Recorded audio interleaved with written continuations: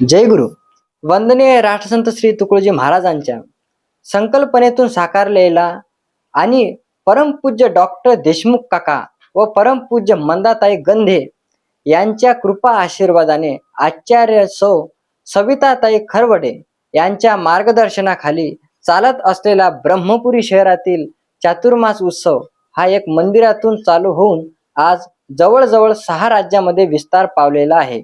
गेल्या लॉकडाऊनच्या काळापासून ऑनलाईन प्रवचन प्रसिद्ध वक्त्याकडून मागून त्याचा अनेकांना लाभ करून देण्याचा एक उपक्रम या उत्सव समितीद्वारे चालवला जातो.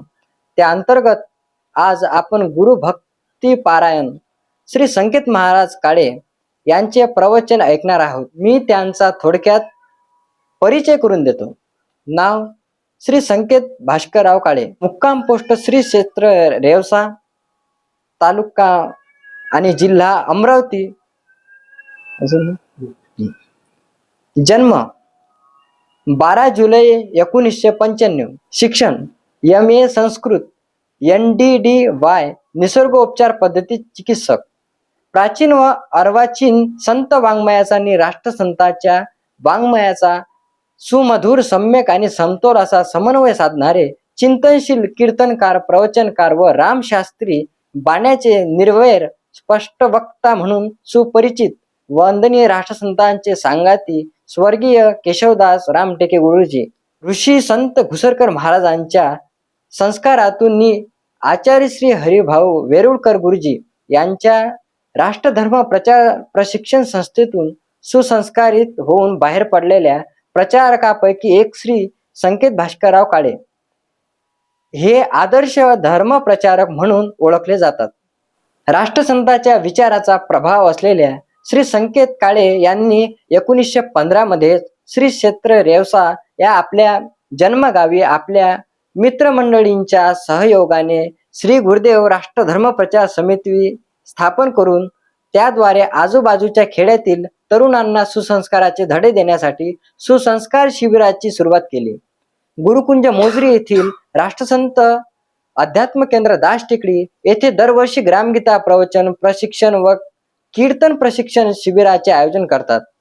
मासिक वृत्तपत्रामधून लेख, काव्याचे लेखन व राष्ट्रसंतांच्या समग्र साहित्याचे शिल्पकार साहित्यरत्न सुदामदादा सावरकर यांच्या पंचीकरण सार, स्फुट, अभंग व काव्याचे संपादन केले आहे. नागपूर जिल्ह्यातील देवबर्डी येथील महानुभाव पंथाचे महंत आचार्य श्री वाकेकर बाबा यांनी शास्त्री ही उपाधी बहाल केली आहे. त्यांच्या राष्ट्रीय, सामाजिक आणि आध्यात्मिक कार्याचा सन्मान म्हणून त्यांना साहित्यरत्न सुदाम सावरकर ग्राम गौरव पुरस्कार 2018 आणि संत तुकाराम महाराज स्फूर्ती राज्यस्तरीय वारकरी कीर्तन गौरव पुरस्कार 2020 या पुरस्कारांनी गौरवण्यात आले आहे. अलीकडे त्यांनी गावामध्ये श्री संत ब्रह्मचारी महाराज बहुउद्देशीय संस्था स्थापन केली. त्यांचे ते सरचिटणीस आहेत व या संस्थेद्वारे सामाजिक आध्यात्मिक उपक्रम ते राबवितात.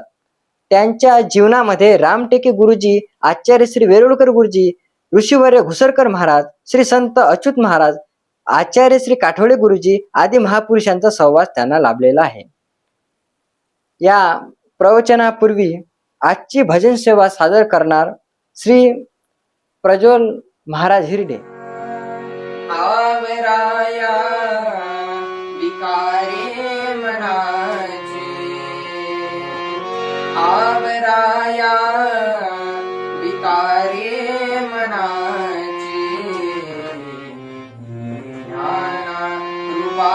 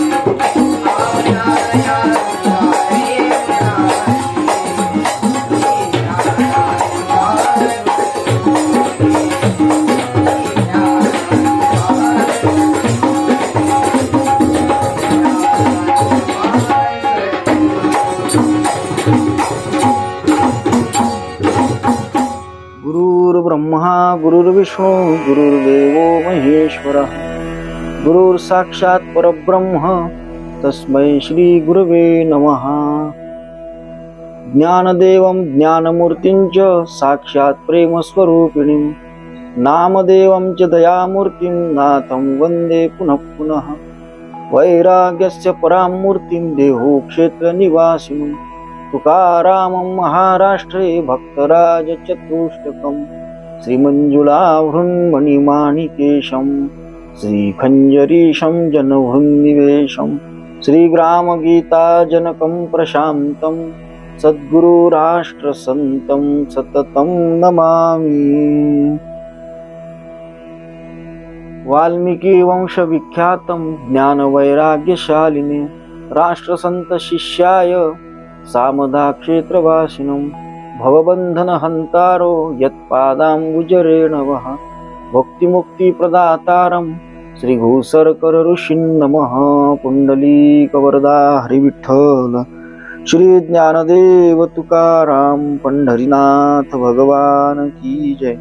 माऊली ज्ञानेश्वर महाराज की जय। जगद्गुरु तुकाराम महाराज की जय। तपोमूर्ती संत गाडगे महाराज की जय। वंदनीय राष्ट्र संत तुकडोजी महाराज की जय। ब्रह्मलीन ऋषी संत घुसरकर महाराज की जय। ग्रामगीता देवी की जय।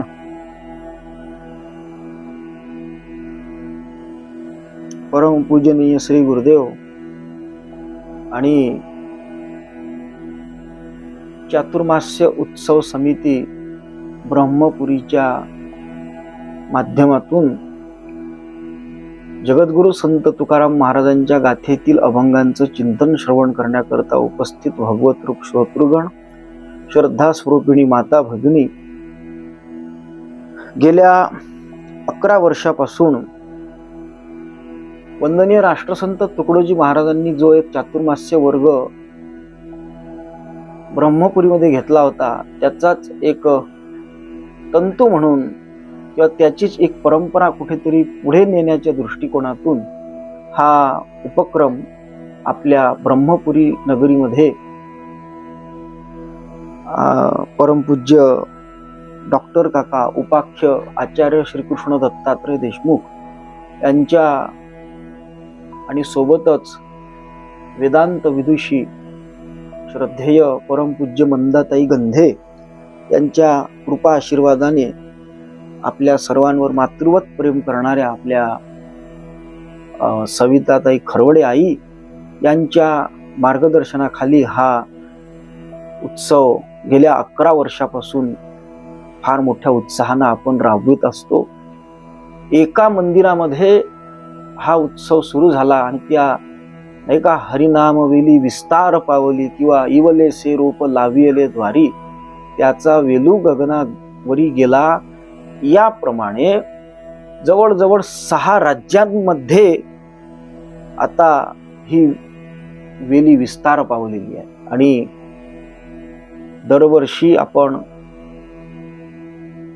अनेक ग्रंथांचं चिंतन, वेगवेगळ्या ग्रंथाचं चिंतन 4 महिने अभ्यास करत असतो चातुर्मास्य कालावधीमध्ये, नाही का। मागच्या वर्षी आत्मप्रभाव रहस्य आणि ग्रामगीता होती, त्या अगोदर नाथांचं भागवत पाहला आपण, भावार्थ दीपिका पाहली, असे ग्रंथ काही पाहले। यावर्षी जगद्गुरु संत श्रेष्ठ श्री तुकाराम महाराजांचा अभंग गाथा आणि ज्यावर वारकरी संप्रदायाचे अध्वर्यू ब्रह्मीभूत शंकर महाराज खंदारकर यांनी एक भाष्य केलेला आहे। तो भाष्य ग्रंथ म्हणजे श्री तुकाराम महाराज गाथा भाष्य हा ग्रंथ आपल्या चातुर्मास्य उत्सव समितीने अभ्यासाकरता निवडला होता। 4 महिनेपर्यंत त्याचा अभ्यास केला गेला आणि लॉकडाऊनच्या काळापासून प्रसिद्ध वक्त्यांची काही प्रवचनं त्यांचे व्हिडिओ रेकॉर्डिंग करून आपल्या उत्सव समितीच्या यूट्यूब चॅनलवरून प्रसारित करून सर्वांना त्याचा लाभ घेता यावा अशा पद्धतीने उपलब्ध असतात। त्यामध्ये अनेकांची प्रवचनं ठेवली जातात। माझ्या भाग्यानं, ईश्वराच्या कृपेनं माझ्याकडे 2 अभंग आले। त्यापैकी एक अभंग होता तो दुजे खंडे तरी उरला तो अवघा हरी, गाथेतील 20व्या क्रमांकाचा. आता तुकाराम गाथेतील 250व्या क्रमांकाचा एक अभंग माझ्याकडे आलेला आहे. तो म्हणजे काय सांगू तुझ्या चरणीच्या सुखा, अनुभव ठाऊका नाही तुझ, बोलता हे कैसे वाटे खरेपण, अमृताचे गुण अमृतासी, आम्ही एक एका ग्वाही माया पुते, जाणो हे निरुते सुख दोघे, तुका म्हणे आम्हा मोक्षाचा कंटाळा, का तुम्ही गोपाळा नेणायसे. अशा पद्धतीचा हा अभंग सेवेकरता चिंतनाकरता माझ्या वाटेला आलेला आहे. भगवान पांडुरंग ज्या पद्धतीनं बुद्धी देईल नाही का, हे सर्व साधू संत ज्या पद्धतीनं कृपा करतील आणि आपण भगवत रूप श्रोतृगण जी या पद्धतीनं प्रेरणा द्याल, त्या पद्धतीनं मी त्याचं चिंतन करण्याचा थोडक्यात प्रयत्न करणार आहे. चिंतन करण्यापूर्वी एक या गाथ्याचं एक उंची सांगतो.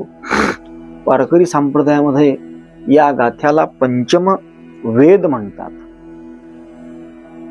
आणि या पंचम वेदामध्ये पंचम पुरुषार्थालाच विशेष प्राधान्य जगद्गुरु तुकाराम महाराजांनी दिलेलं आहे नाही का. मुक्तीवरील भक्ती, भक्तीचं विशेष ते निळोबारायांनी जी आरती लिहिली आहे जगद्गुरु तुकोबारायांची, त्याच्यामध्ये त्यांनी म्हटलं आहे की हरिभक्तीचा महिमा विशेष वाढविला. तसा या गाथ्याच्या माध्यमातून हरिभक्तीचा जो महिमा विशेष वाढवलेला आहे तो हा गाथा पंचम पुरुषार्थ सांगणारा पंचम वेद असा हा गाथा आहे. आणि दुसरं एक महत्वाचं चिंतन सांगायचं झालं तर आपल्या वैदिक परंपरेमध्ये वेदांत संप्रदायामध्ये प्रस्थानत्रयीला एक विशेष महत्व आहे. अगदी आचार्य म्हणत असताना या प्रस्थानत्रयीवर स्वतंत्रपणे ज्याला भाष्य करता येतं त्याला आचार्य म्हणावं अशी एक ढोबळमानानं त्याची व्याख्या केलेली आहे. तर ती जी प्रस्थानत्रयी आहे त्यामध्ये ब्रह्मसूत्रे, दशोपनिषदे आणि भगवद्गीता यांचा समावेश होतो. आता विचार जर केला तर ती संस्कृतमध्ये आहेत आणि म्हणून वारकरी संप्रदायामध्ये मराठी प्रस्थानत्रयी म्हणून प्रामुख्यानं 3 ग्रंथ प्राधान्यानं मांडलेले आहेत. ते असे की भगवद्गीतेचं भाष्य म्हणजे ज्ञानेश्वर, उपनिषदांचं भाष्य म्हणजे नाथ भागवत आणि त्यानंतर ब्रह्मसूत्राचं भाष्य म्हणून जगद्गुरु संत श्रेष्ठ तुकाराम महाराजांच्या गाथ्याला एक महत्व वारकरी संप्रदायामध्ये आहे अशी एक मान्यता आहे. आणि आपल्या महाराष्ट्रामध्ये फार मोठे वेदांत प्रकांड पंडित आणि अनुभूती संपन्न, ब्रह्मानुभूती संपन्न महात्मा यती सम्राट होऊन गेले ते म्हणजे स्वामी वरदानंद भारती. ते तर या जगद्गुरु तुकोबरायांच्या गाथ्याला तुकोपनिषद असं म्हणत होते आणि म्हणून त्या तुकोपनिषद म्हणा किंवा ब्रह्मसूत्राचं विवरण असलेलं हे एक गाथा म्हणा महाराजांचा, त्याचं एक आपण चिंतन करीत आहोत. हे सुद्धा जगद्गुरु तुकाराम महाराजांनी आपल्यावर केलेली थोडी कृपाच आहे की त्यांच्या या वेदवाणीचं चिंतन करण्याचं सौभाग्य आपल्याला आपल्या जीवनामध्ये प्राप्त झालं. असो तर या गाथ्याचं चिंतन करत असताना सर्वात आधी आपण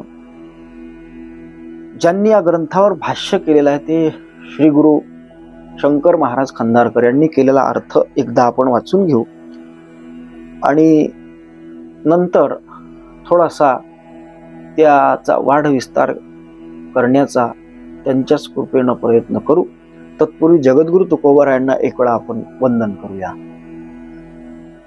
नमो सद्गुरु तू कया ज्ञानदीपा, नमो सद्गुरु सच्चिदानंद रूपा, नमो सद्गुरु भक्त कल्याण मूर्ती, नमो सद्गुरु भास्करा पूर्ण कीर्ती. सद्गुरुनाथ महाराज की जय.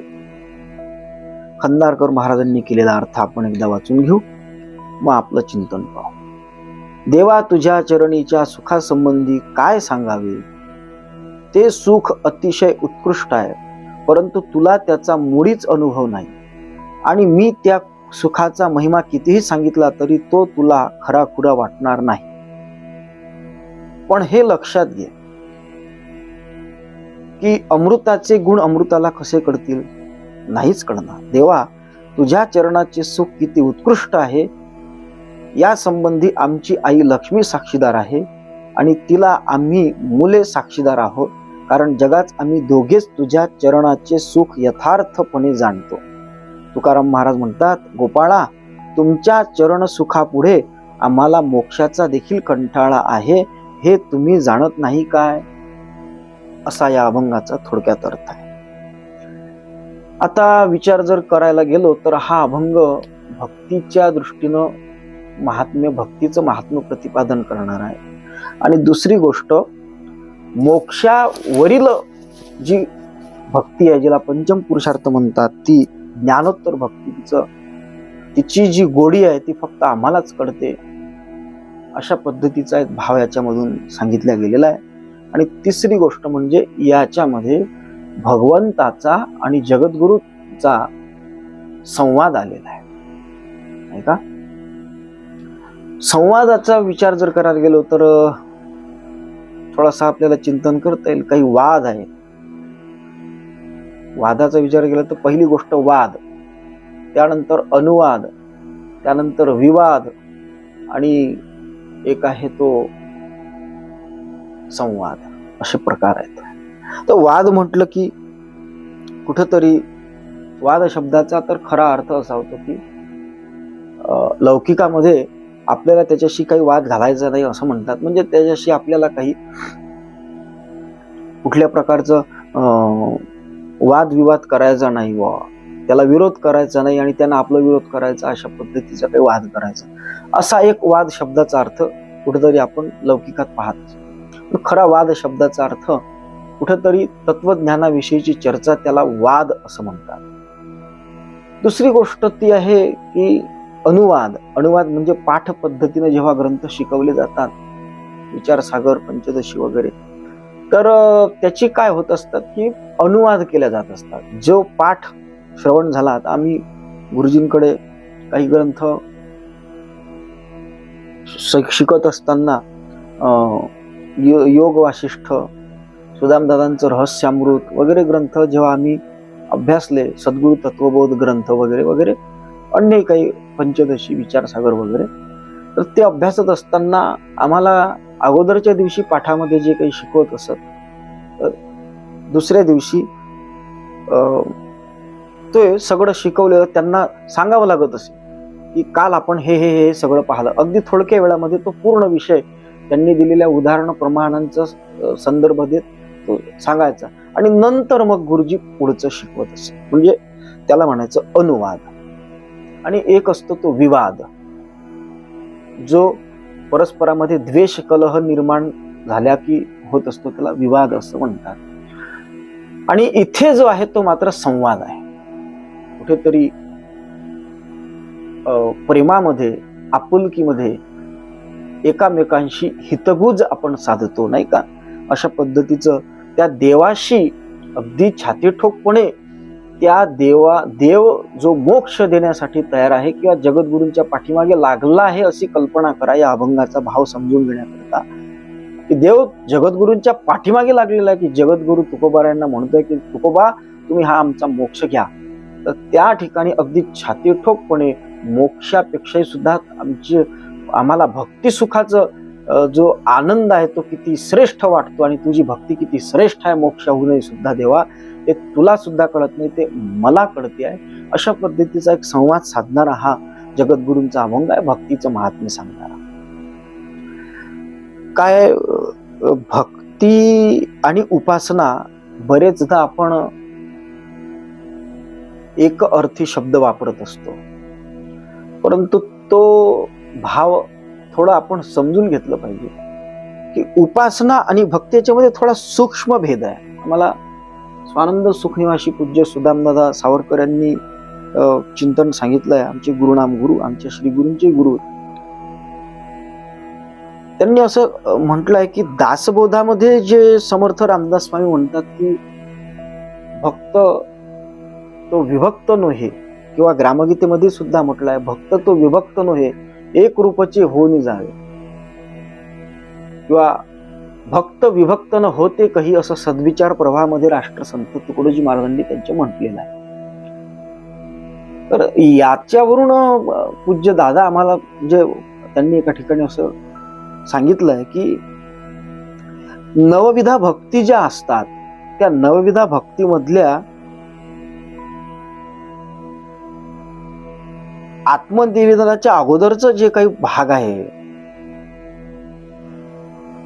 किंवा त्याला उपासना म्हणायचं, ते भक्ती नाही, ते उपासना आहे. खरी भक्ती कुठली तर आत्मनिवेदन. समर्थ रामदास स्वामींचं तेच मत आहे आणि ते खरं. किंवा गीतेचे जे चतुर्विध भक्त सांगितले त्यामध्ये जो खरा चौथा भक्त आहे तोच खरा भक्त आहे, म्हणजे जो त्याच्याहून भिन्न नाही. कारण उपासना आणि भक्ती याच्यामधला थोडक्यात एका वाक्यात जर फरक पाहायचा झाला तर उप म्हणजे जवळ आणि आसन म्हणजे असणे. देवाच्या जवळ असणे किंवा देवाच्या जवळ जाण्याकरिता ज्या काही पायऱ्या आहेत त्या करत राहणे त्याला उपासना म्हणायचं. आणि देवाशी एकरूप होणं याला भक्ती म्हणायचं. आणि पुन्हा स्वस्वरूपानुसंधान भक्तिरित्या भिधीयते असं जे जगद्गुरूंनी म्हटलेलं आहे आचार्य शंकराचार्यांनी, तीच आत्मनिष्ठा हीच खरी भक्ती आहे विचार जर केलाय तर. आणि ती ब्रह्मभूतता, ती सायुज्यता ही प्राप्त करून घेणे ही मुक्ती सुद्धा आमच्या संतांना मान्य आहे. परंतु त्याही पलीकडे विशेष भक्तीचं महात्म्य आहे. किती? इतकं महात्म्य की ब्रह्मभूत प्रसन्नात्मा इतकं झाल्यानंतर मग भगवान म्हणतात की मद्भक्तिम लभते पराम. म्हणजे या सर्वांमध्ये श्रेष्ठ असलेली जी भक्ती आहे ती भक्ती ब्रह्मभूत प्रसन्नात्मा ब्रह्मस्वरूपाशी एकरूप झालेला जो महात्मा आहे त्याला माझी खरी भक्ती लाभते, ती सुद्धा माझ्या कृपेनं लाभते असं म्हणतात. आणि त्या भक्तीची श्रेष्ठता पाहायला गेलं तर देवर्षी नारदांनी तर भक्ती सूत्रामध्ये स्पष्ट सांगितलं आहे की सातु कर्म ज्ञान योगेभ्यो अप्य अधिकतरा असं त्या भक्तीचं वर्णन केलेलं आहे की ती कर्म ज्ञान योग आदी सर्वांहून श्रेष्ठ आहे. कारण काय की कर्माचा विचार जर केला तर कर्मामध्ये कर्माचा बंध आणि फलासक्ती असे दोष येऊ शकतात. योगामध्ये सुद्धा दुःख असते, दंभ येऊ शकतो, ज्ञानामध्ये तर अहंकार येऊ शकतो, हे सर्व धोके आहेत. पण भक्तीमध्ये सर्वस्व समर्पणाचा भाव, भक्तीमध्ये त्या ईश्वराला परिपूर्ण समर्पण आणि त्याचं दास्यत्वाची भूमिका असल्यामुळे त्या ठिकाणी लीन होणे, समर्पित होणे, ज्याला सरेंडर म्हणतो आपण त्याच्याहून वेगळं न राहून सुद्धा त्याच्याशी एकरूप होण्याचा किंवा त्याच्या भक्तीचा एकरूप झाल्यानंतरही सुद्धा आनंदाची लयलूट करण्याकरता कल्पित द्वैत निर्माण करून एक भक्तीचा आनंद चाखणे ह्या एक विशेष भाग या अभंगाच्या माध्यमातून आपल्याला पाहता येतो किंवा संतांच्या जीवनामध्ये तो आहे. त्याला ज्ञानोत्तर भक्ती त्यांनी म्हटलं आहे. का भक्तीवरील मुक्तीवरील भक्ती जाणं अखंडमुखी नारायण हाची भागवताचा कळस पिका आला ब्रह्मंस अशी जी पंचम पुरुषार्थ असलेली ही भक्ती आहे ती भक्ती फार पहा ना तुम्ही किती श्रेष्ठता आहे महाराज त्या भक्तीची.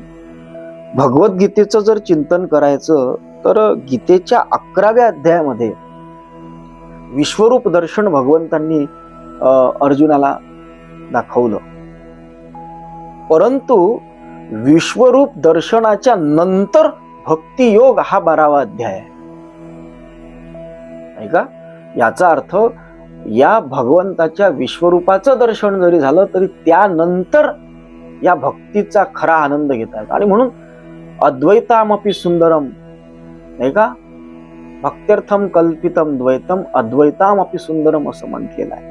आणि म्हणून या ठिकाणी इतकं या भक्तीचं श्रेष्ठपण आहे ते भक्तीचं जे सुख आहे त्या सुखाबद्दल जगद्गुरु तुकाराम महाराज या ठिकाणी देवाशी संवाद साधत आहेत, भगवंताशी संवाद साधत आहेत. त्याला ते म्हणत आहेत की देवा, गोपाळा, गायींचं पालन करणाऱ्या ईश्वरा, श्रीकृष्णा, पांडुरंगा, तुला तुझ्या चरण सेवेचं, तुझ्या भक्तीचं सुख काय आहे ते कळू शकत नाही, नाही का? म्हणून महाराज म्हणतात, काय सांगू तुझ्या चरणीच्या सुखा, अनुभव ठाऊका नाही तुझं. तुझ्या चरणाजवळ काय सुख आहे ना देवा, ते तुला कळत नाही. एरवी सुखाच्या बाबतीत विचार जर केला तर मानवी जीवनाचा सर्व कल जो असतो ना, तो सुख प्रवृत्ततेकडे आहे, नाही का? ज्या ज्या ठिकाणी सुख आहे असं वाटते, मग ते भ्रमाने का असेना, अज्ञानात का असेना, वाटतं की या दिशेनं सुख आहे, त्या दिशेनं डोळे झाकून हा माणूस जात असतो. सुख मिळत नाही.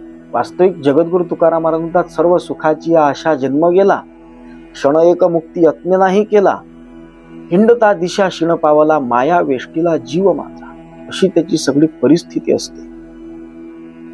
पण तो सुखाच्या अपेक्षेनं मात्र तो धावत असतो जिकडे तिकडे. आणि म्हणून लौकिकामध्ये सुद्धा तो त्या सुखाची अपेक्षा करत असतो की मला सुख मिळालं पाहिजे. लौकिकातल्या सुखामध्ये आणि परमार्थातल्या सुखामध्ये सूक्ष्म भेद आहे.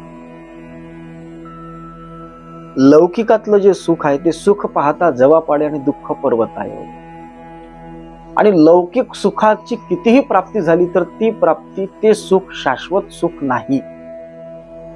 लौकिकतेच्या दृष्टीने जर विचार केला तर विदुर नीतीमध्ये एक 6 प्रकारच्या काही सुखाचा विचार आलेला आहे. इथे एक सुख शब्द आलाय, त्यामुळे आपण थोडस त्याचं चिंतन करू. 6 प्रकारची सुख सांगितले आहेत लौकिक दृष्ट्या.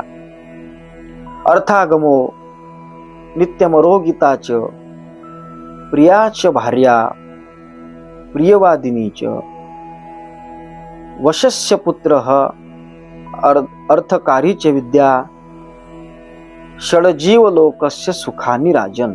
हे राजा धृतराष्ट्रा, 6 प्रकारचे सुख आहेत रे. पहिलं म्हणजे माझ्याकडे भरपूर संपत्ती असावं असे प्रत्येकाला वाटते, आणि मला आरोग्य असावं हेही वाटतं. माझ्याकडे माझ्यावर प्रेम करणारी पत्नी असावी असं वाटतं, गोड बोलणारी पत्नी असावी असं वाटतं, आज्ञाधारी पुत्र असावे, आणि माझ्याकडे एखादी तरी माझं उदरनिर्वाहाचं साधन म्हणून असलेली एखादी तरी विद्या असावी असं प्रत्येकाला वाटत असतं. परंतु एक समयावच्छेदे करून कुणालाही आज तागायत ही 6 सुख मिळालेली नाहीत. पहा तुम्ही, ज्याच्याकडे संपत्ती आहे त्याच्याकडे आरोग्य नाही, आरोग्य आहे त्याच्याकडे संपत्ती नाही. या दोन्ही गोष्टी ज्याच्याकडे आहे त्याच्याकडे गोड बोलणारी पत्नी नाही, आणि ज्याच्याकडे गोड बोलणारी म्हणजे प्रेम करणारी पत्नी नाही, आणि ज्याच्याकडे प्रेम करणारी पत्नी आहे त्याच्याकडे गोड बोलणारी पत्नी नाही, आणि ज्याच्याकडे पत्नी आहे, गोड बोलणारी आहे, अर्थ आहे, आरोग्य आहे, त्याची पुत्र आज्ञा किंवा या सर्व गोष्टी आहेत, तर त्याच्याकडे कुठले पोट भरण्याची एखादी कला कुठेतरी त्याला न्यूनता आहे. म्हणजे ही सुख सुद्धा परिपूर्णपणे मिळू शकत नाही. परंतु परमार्थातलं जे सुख आहे ना, ते जर सुख मिळालं तर जगद्गुरु तुकाराम महाराज म्हणतात की तया सुखा नाही पार, किंवा गोकुळीच्या सुखा अंत पार नाही लेखा, असं ते परमार्थातलं सुख आहे. आणि म्हणून त्या भक्तीचं जे सुख आहे, भक्ती सुख प्रेम निर्णवे आणि का पंडिता वाचका ज्ञानी असे जगद्गुरु तुकाराम महाराज म्हणतात. पंडित असेल, वाचक असेल, ज्ञानी असेल, ते सुद्धा या पारमार्थिक सुखाच्या बाबतीत अनभिज्ञ आहेत. त्यांना या भक्ती सुखाचं महत्व कळत नाही. ते त्यांच्या विद्वत्तेमध्ये, त्यांच्या कुठेतरी शास्त्रीय सिद्धांतांमध्येच गुरफटून पडलेले आहेत. त्यांना खरं भक्तीचं सुख कळत नाही. आणि म्हणून महाराज जगद्गुरु तुकाराम महाराज देवाला सांगतात की देवा, तुला हे भक्तीचं सुख कळत नाही. ते भक्तीचं सुख राष्ट्रसंत तुकडोजी महाराज भजन करत असताना बोलत असत. काही तो श्लोक मला नेमकं माहित नाही, कोण्या महापुरुषाचा तो श्लोक आहे. महाराज म्हणत असत, घन गर्ज गर्ज क्या कहता है, ये बातें मोरन को पूछो. क्यों उल्टी हो जल पीती है ये बातें मछलियन को पूछो. आई भरपूर काही ते त्याच्यामध्ये आहे. आणि ते म्हणत होते की भक्ती की मस्ती क्या है वो प्यारे भक्तन को पूछो. भगवंताला भक्तीचा महिमा कळत नाही, भगवंताला भगवंताच्या नामाचा महिमा कळत नाही. आपण सर्वांना कल्पना आहे की ते प्रसंग सांगितला जातो की रामाच्या नावाने सेतू बांधला सर्व वानर सेनेने. भगवान रामचंद्रांना असं वाटलं की माझ्या नावामध्ये हे लोक जॉईन करतात, रा आणि म लिहून ते दगड आणि तो पूल बांधलेला आहे, मी सुद्धा कुठंतरी एखादा प्रयोग करून पाहून त्यांनी राम दगडावर लिहून तो पाण्यात सोडला. तो बुडाला, दुसरा बुडाला, तिसरा बुडाला. कथा भाग आपल्याला सर्वांना माहित आहे, मी फार विस्तार करत नाही. पण तो हनुमंत रायांनी पाहिलं की भगवान रामचंद्रांच्या हातून हे सगळे सुटत आहेत. ते हसले. ते भगवान रामचंद्रांनी विचारलं की काय हनुमंत राय तुम्ही कसे का हसले? तर सांगितलं की देवा, तुमच्या नामाचा काय महिमा आहे, तुमच्या भक्तीचा काय महिमा आहे हे तुम्हाला कळत नाही, ते आम्हाला कळतं. आणि म्हणून आम्ही तुमचं नाव लिहून टाकलेले जे दगड आहेत ना ते तरतात, आणि तुम्ही टाकलेलं तरत नाही. कारण तुम्हाला तुमच्या नामाचा, ते जगद्गुरूंचाच अभंग आहे, तुझ्या नामाचा महिमा तुझं न कळे मेघश्याम. त्याला त्याच्या नामाचा, त्याच्या भक्तीचा महिमा कळत नाही. आणि म्हणून या ठिकाणी जगद्गुरु तुकाराम महाराज म्हणतात की देवा, तुझ्या भक्तीचं काय महात्म्य वर्णन करून सांगू, तुला सुद्धा ते कळत नाही. आणि आम्ही सांगायला लागलो तर तुला ते कळणार नाही. तुझ्या भक्तीचा अनुभवच तुला नाही तर तुला काय भक्ती कळणार आहे? म्हणून पांडुरंगा, तुला तुझ्या भक्तीचं महात्म्य माहित नाही, त्याचा तुला अनुभव कळत नाही. म्हणून ते म्हणतात की बाबा, भक्ती ही कर्मापेक्षा, ज्ञानापेक्षा, योगापेक्षा सर्व साधनांमध्ये श्रेष्ठ आहे. राष्ट्रसंतांनी म्हटल्याप्रमाणे भक्ती सर्वांगीण श्रेष्ठ, कली प्रसंगी वरिष्ठ, नाही का? आता अलीकडे शिवपुराणाचं खूप महत्व वाढलेलं आहे जिकडे तिकडे. त्याच्यामध्ये एका ठिकाणी कुठेतरी असं आलेलं आहे की आधी नामस्मरणाची फळं वगैरे त्यांनी सांगितली आहेत काहीतरी. तर त्याच्यामध्ये त्यांनी फळं सांगत असताना सांगितलं की आधी भगवंताचं दर्शन होतं आणि त्यानंतर त्याची भक्ती मिळते. आधी दर्शन आणि नंतर भक्ती, इतकी ही भक्ती श्रेष्ठ आहे. आणि म्हणून ही भक्ती जी आहे, त्या भक्तीची गोडी ही फक्त भक्तांनाच कळत असते, ती देवाला सुद्धा कळत नाही. देव दुर्लभ असं भक्तीचं श्रेष्ठत्व आहे. आणि म्हणून तुकाराम महाराज म्हणतात, काय सांगू तुझ्या चरणीच्या सुखा. तुझ्या चरणीचं जे सुख आहे ते काय वर्णन करू देवा, नाही का? अनुभव ठाऊका नाही तुझं, तुला मात्र त्याचा अनुभव नाही. त्यामुळे काय आहे की तुला जर आम्ही हे सांगायला लागलो तर सुद्धा तुझा त्याच्यावर विश्वास बसणार नाही, तुला ते खरं वाटणार नाही. कारण तुला त्या गोष्टीचा अनुभव नाही. ज्या गोष्टीचा अनुभव ज्याला नसतो, नाही का, त्याला त्या सगळ्या, आता हा परमार्थातला अनुभव ज्यांना नसतो त्यांच्या समोर परमार्थातला अनुभव कथन करून काही उपयोग नाही. कारण ते लोक अनुभव कथन करणाऱ्याला मूर्खात काढतील. असं कुठं होत असतं का? असं कुठं शक्य आहे का? अशा पद्धतीच्या शंका निर्माण होतात. का? कारण त्यांना त्या खऱ्या भक्तीचं, खऱ्या पारमार्थिक पुरुषाच्या अधिकाराचं ज्ञानच नसतं. असं भगवंताला सांगतात की तुला सुद्धा त्याचा अनुभव नाही ना, तुला कळणार. पुढे म्हणतात, बोलता हे कैसे वाटे खरेपण अमृताचे गुण अमृताचे. आता आम्ही तुझ्यासमोर कितीही भक्तीचं व्याख्यान केलं, कितीही भक्तीचं महात्म्य वर्णन केलं, तरी हे देवा, पांडुरंगा, गोपाळा, तुला त्या भक्तीचा महिमा कळणार नाही. कारण अमृताला, अमृताचे काय गोडी आहे ती अमृताला कळू शकत नाही. आमचे दादा एक उदाहरण द्यायचे, सांडशी आहे, हाताने सांडशी पकडू शकतो पण हाताने हाताला पकडता येत नाही. तसं भगवंत बाकी सगळं काही जाणू शकतो पण भक्तीला जाणू शकत नाही. कारण भक्तीच्या विषयीचा त्याचा अनुभव नाही. आणि दुसरी गोष्ट, भक्त, भक्ती, भगवंत व गुरु भक्त भक्त भक्ती भगवंत बपू, 4 असा एक काहीतरी श्लोक आहे आपल्या गोस्वामी तुलसीदासांचा. भक्त भक्ती भगवंत हे सगळे एकरूप आहेत. त्यामुळे तुला त्या भक्तीचा महिमा कळणार नाही तेव्हा. म्हणून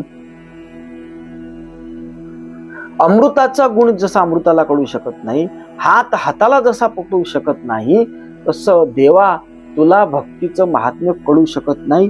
म्हणून तू आमच्या पाठीमागे लागलेला आहे. की जगद्गुरू म्हणतात तुकोबारा की तू आमच्या मागे या कारणाने लागला की माझा तुम्ही मोक्ष घ्या मोक्ष घ्या. त्याला कारण देवा तुला भक्तीचं सुख किती आहे ते कळलेलं नाही. राष्ट्रसंत म्हणतात तुझ्या भक्तीनं मन माझे करते तुफान, वाटे मस्तीने निघतो का हा जीव प्राण. नाचतो डोलतो लाज नाही जरा, बोलण्याची न उरली जराही दुरा. बालकाचे परी हा करी गुणगान, वाटे मस्तीने निघतो का. ही भक्तीची मस्तीच वेगळी आहे महाराज. आणि ह्या भक्तीचं सुख फक्त आणि फक्त भक्तांनाच कळत असते.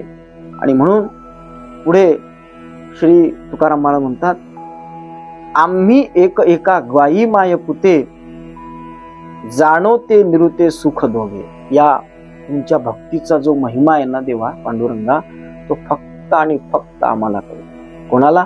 आम्हाला दोघं माय लेकांना कळतं. आता हे दोघं माय लेक कोण आहेत?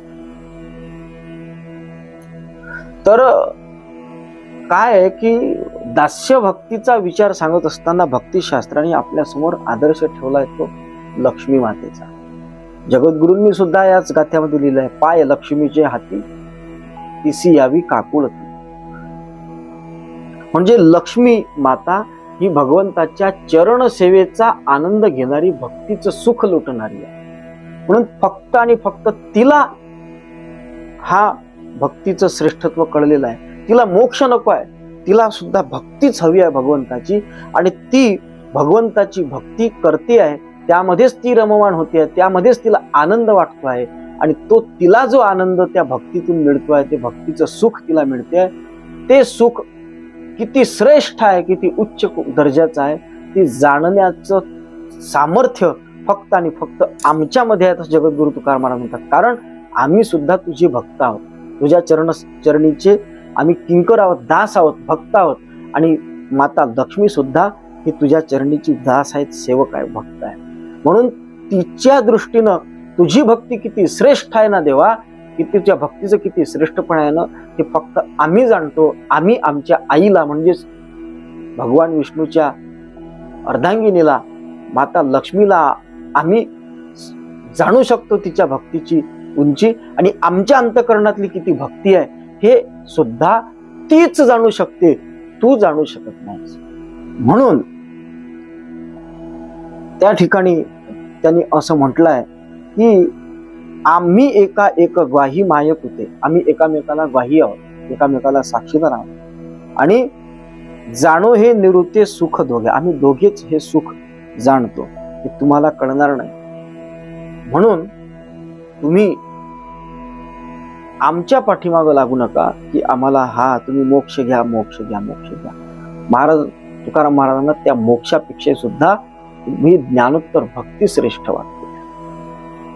आणि म्हणून ते म्हणतात की तुझं भक्तीचं सुख तुला कळणार नाही देवा, मी सांगितलं तर तुला खोटं वाटणार आहे. कारण अमृताचा गुण अमृताचंच गोडी अमृताला कळू शकत नाही, म्हणून तुला ते कळणार नाही.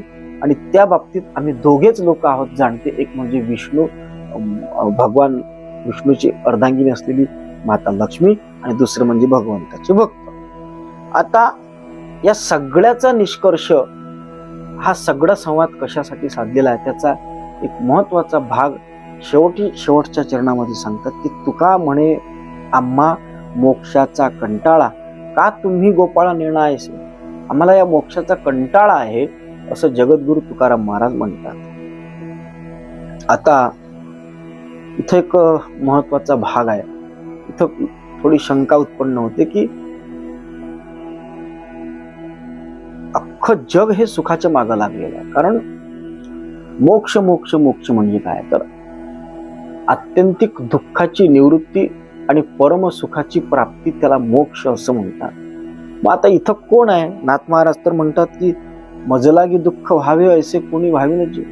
मला दुःख व्हावं असं कोणीही सुद्धा प्रार्थना करीत नाही, पण सुख मिळत नाही आणि दुःख झाल्या वाचून राहत नाही, अशी सर्वत्र आपण परिस्थिती पाहत.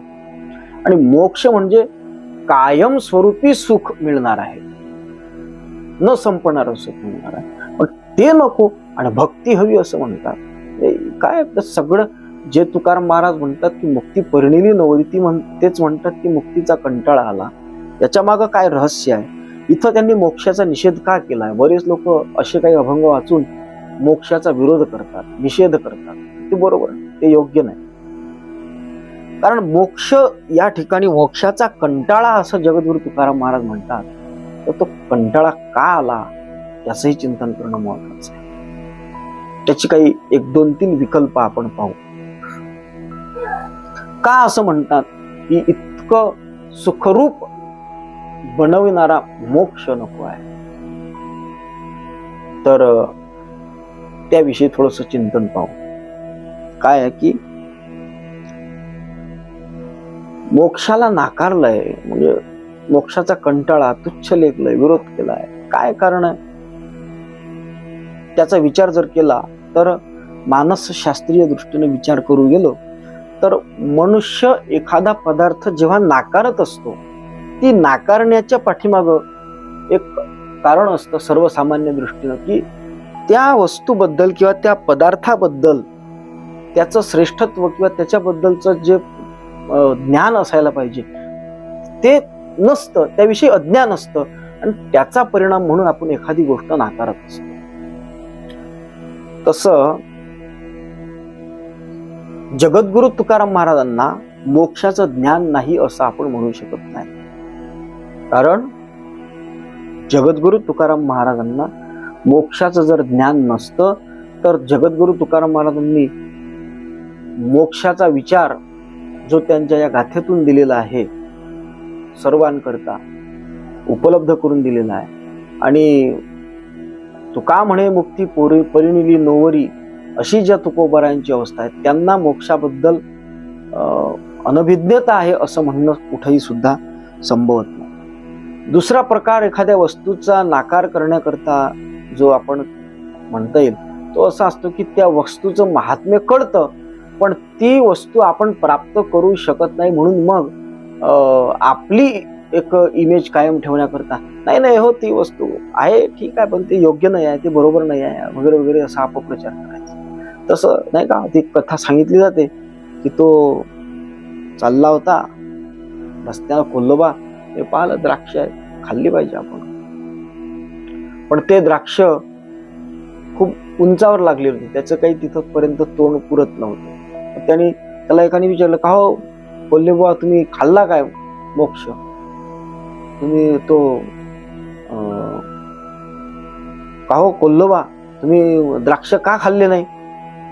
तेव्हा तो कोल्हा उत्तर देतो की खाल्ले असते हो, पण काय आंबट आहेत राजे होते द्राक्ष, म्हणून मी ते खाल्ले नाही. अशी एक भूमिका असते. मग जगद्गुरूंच्या बाबतीत अशी भूमिका म्हणता येईल का? नाही. कारण ज्ञानेश्वर माऊलींनी अमृतानुभवामध्ये या संत महात्म्यांचं वर्णन करत असताना असं म्हटलं आहे की मोक्षाची सोडी बांधी करी पुरुषार्थ सिद्धी चौथी, घेऊन आपुले हाती रिगाला भक्तिपंथी जगा देतो. असं जे संत आहेत जगाला मोक्ष देऊ शकतात, नवे नवे ज्यांच्या केवळ दर्शनाने मोक्ष प्राप्त होऊ शकतो, असे श्री तुकोबाराय, त्यांच्या बाबतीत हा नियम लावता येईल का की ते मोक्षापर्यंत पोहोचू शकत नाहीत म्हणून त्या मोक्षाचा नाकार करतात? तसंच नाही. एक महत्वाचं शेवटचं कारण सांगतो आणि त्यामध्येच हा तुकाराम महाराजांनी मोक्ष का नाकारलाय या ठिकाणी याचं उत्तर आपल्याला योग्य पद्धतीने मिळू शकते, किंवा निदान त्या उत्तरानं थोडंसं कुठेतरी समाधान झाल्यासारखं वाटू शकतं. असं एक उत्तर आहे. ते उत्तर असं आहे की एखादं पद जर मिळालं, उदाहरण सांगतो म्हणजे तुमच्या लक्षात, एखादं पद मिळालं परंतु त्यापेक्षा मिळालेल्या पदापेक्षा जास्त मोठं फळ मिळण्याची जर आशा मनात निर्माण झाली किंवा इच्छा निर्माण झाली मनात, तर त्या ज्या पदाची अपेक्षा आहे किंवा जे पद आपल्याला हवं आहे त्याच्यापेक्षा आत्ता मिळालेलं असलेलं पद आपल्याला तुच्छ वाटतं, त्या पदाचा आपल्याला कंटाळा येत असतो. हा एक चिंतनीय भाग आहे. उदाहरणादाखल जर पाहायचं झालं तर एखादा नगराध्यक्ष असेल किंवा एखादा नगरसेवक असेल आणि त्या नगरसेवकाला जर नगराध्यक्ष व्हायचं असेल तर त्याला नगराध्यक्ष पदाच्या पुढे नगरसेवकाचं पद हे तुच्छ वाटत असतं, कंटाळवाणं वाटत असतं.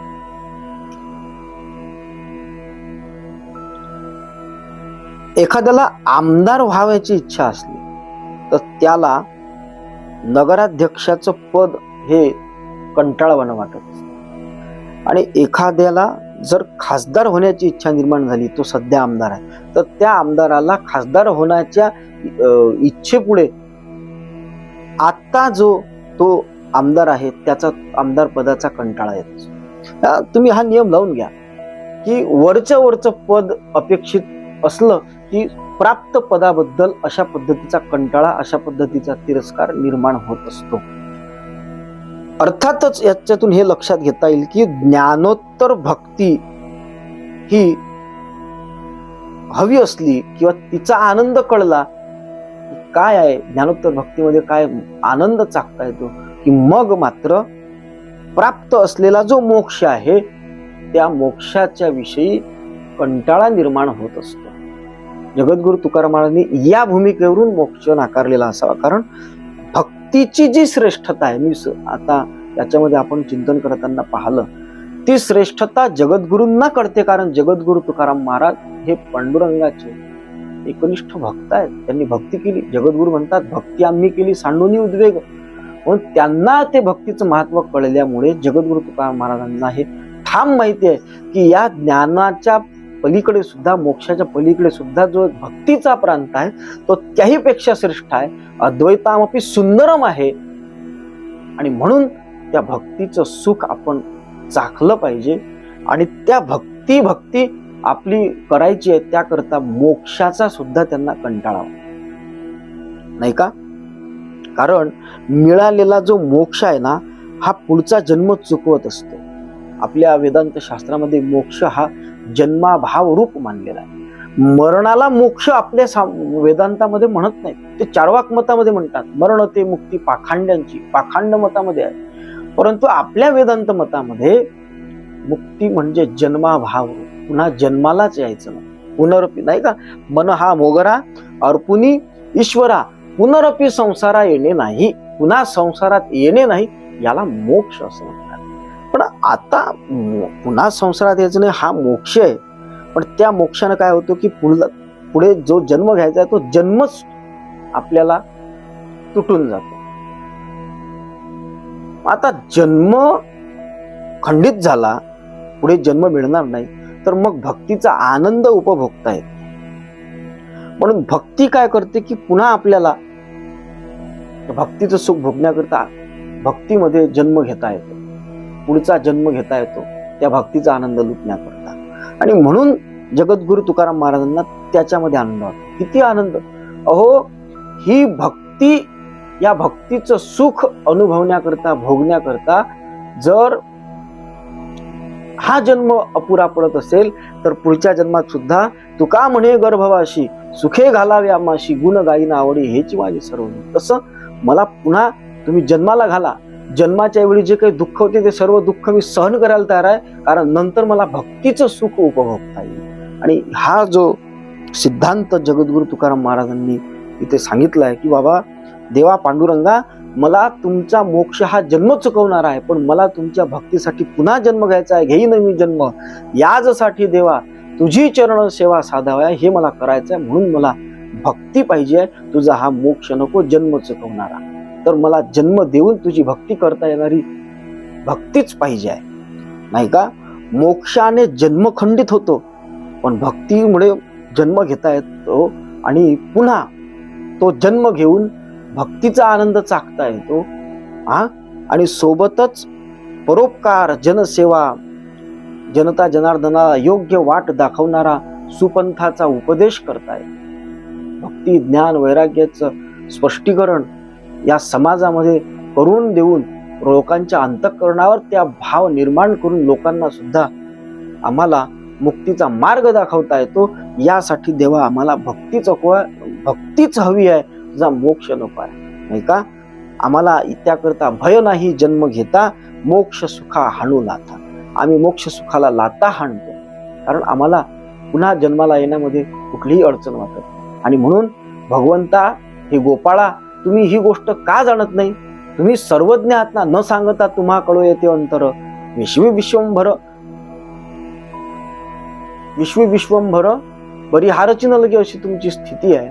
असं असताना सुद्धा तुम्ही आमच्यासारख्या लोकांच्या अंतःकरणात या भावना जाणून न घेता आमच्या पाठीमागे लागले, मोक्ष घ्या, मोक्ष घ्या. काय गोपाळा, तुम्हाला हे कळत नाही का? तुम्हाला समजायला पाहिजे की बाबा, भक्तीच ही मोक्षापेक्षा श्रेष्ठ आहे, आणि म्हणून आम्हाला भक्तीच हवी आहे. मोक्ष, तुकडोजी महाराजांनी सुद्धा असं म्हटलेलं आहे, मोक्ष नको आणि स्वर्ग नको, तो तुच्छ दिसे ममता हो, अमुचे प्रेम गुरु पदी राहो. तुमचं प्रेम ते श्री गुरूंच्याच ठिकाणी असावं, भगवंता तुमच्याच चरणाच्या ठिकाणी असावं. आम्हाला या कर्मकांडाशी आणि या मोक्षाशी काहीही घेणं देणं नाही. म्हणून जगद्गुरु तुकाराम महाराजांनी या ठिकाणी भक्तीचं अंगीकार स्वीकार करून ज्ञानाचा निश्चय, म्हणजे अभेदुनी भेद राखिला. त्या परमात्म्याशी तर ते अभेदत्वाने एकरूप आहेतच जगद्गुरु तुकाराम महाराज. त्यांची मोक्ष स्थिती, त्यांची मुक्त स्थिती लवभरही सुद्धा न्यूनाधिक होत नाही, परंतु तिला न्यूनाधिक न होऊ देता, अद्वैताची बैठक न मोडता, भक्तीचा ओलावा अंतःकरणामध्ये टिकवून ठेवायचा प्रयत्न जगद्गुरु तुकाराम महाराजांचा. आणि त्या भक्तीच्या माध्यमातून, जसं राष्ट्रसंतांनी ग्रामगीतेत म्हटलंय की पुन्हा पुन्हा जन्माशी यावे, मातृभूमीशी सुखी करावे, ही जी त्यांची एक इच्छा आहे, एक सद्वासना आहे, ती परिपूर्ण करण्याकरता ते म्हणतात की आम्हाला तुझा मोक्ष नको देवा, तो जन्म चुकवणार आहे, आम्हाला जन्माला येता यावं म्हणून आम्हाला तुझी भक्तीच पाहिजे, आणि त्या भक्तीचा आनंद आम्हाला लुटायचा आहे, आणि तो आनंद आम्हीच लुटू शकतो. आणि म्हणून गोपाळा, तुम्ही हे समजून घ्या, नाही का? त्या ठिकाणी गोपाळ म्हणताना भक्तांकरता एक फार मोठा संदेश आहे मोलाचा. गोपाळ म्हणजे गायींचं पालन करणारा. जे गायींचं पालन कृती करतो भगवान कृष्ण, आणि त्याचे भक्त जर कृती करत नसेल आणि नुसतं भक्ती म्हणजे कुठंतरी बेलफूल वाहत बसणे यालाच भक्ती समजत असतील, तर तेही सुद्धा योग्य नाही. कारण महाराज म्हणतात, श्रीरामे असुराशी मर्दावे, आम्ही पूजा पात्र अवलंबावे, हे बरोबर नाही का? तर त्यांनी जे कार्यकर्तृत्वाची दिशा आपल्याला त्यांच्या चरित्रातून मिळत असते, त्या दिशेनं वाटचाल करायची असते. आणि म्हणून देव म्हणजे कर्तव्यशूर, न्यायनीतीचे माहेर, क्रांतिकार्याचे दिव्य निर्झर अग्रेसर जगामाले. देव म्हणजे कर्तव्यशूर आहे. तो गायींचं पालन करून, कर्तव्य नसताना सुद्धा आपल्याला तो एक कर्तव्य करून दाखवतो. त्याचा आदर्श डोळ्यापुढे ठेवून भक्तांनी सुद्धा अशा पद्धतीची भक्ती करायची की देह सुखे करो काम, पण मुखी सदा नाम त्याचे असावं. हा एक सिद्धांत लक्षात घेऊन आपण या भक्तीच्या आनंदाची लयलूट लुटली पाहिजे.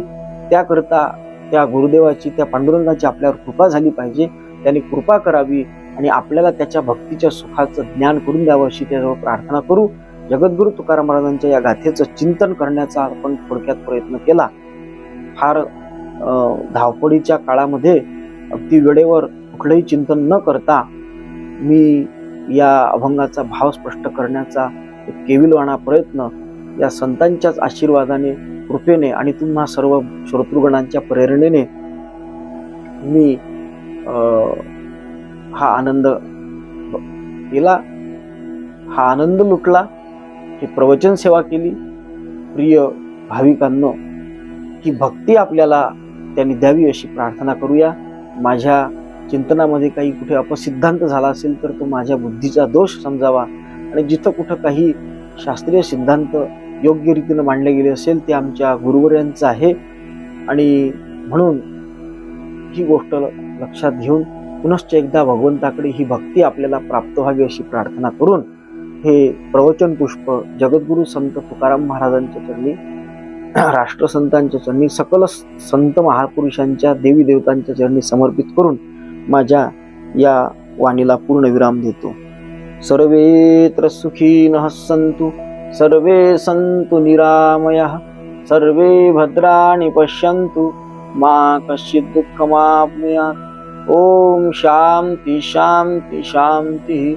सद्गुरुनाथ महाराज की जय.